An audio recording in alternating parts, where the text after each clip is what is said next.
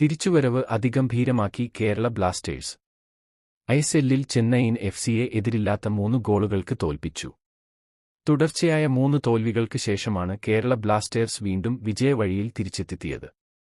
3 ജയങ്ങളുമായി Blasters 8ാം സ്ഥാനത്താണ്. Team 11 പോയിന്റുകൾ നേടി. Jesus Jimenez, Noah Sadaoui, K P. Rahul എന്നിവരാണ് ബ്ലാസ്റ്റേഴ്സിനായി ഗോൾ നേടിയത്.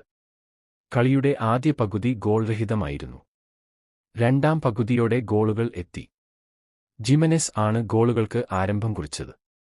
ജിമനെസ് 56 മിനിറ്റിൽ ലീഡ് ഉയർത്തി. ഇഞ്ചുറി സമയത്താണ് രാഹുൽ 3ാം ഗോൾ നേടിയത്.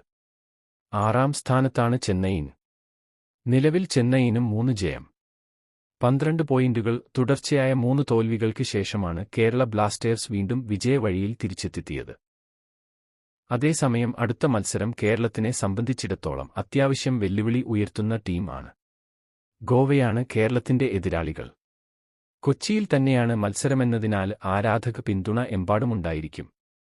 മുംബൈ സിറ്റിയോട് 4-2, ഹൈദരാബാദ് എഫ്സിയോട് 1-2 എന്നീ സ്കോറുകൾക്ക് പരാജയപ്പെട്ടതോടെ ടീമിന്റെ ഭാവി തന്നെ പരുങ്ങലിലായിരുന്നു.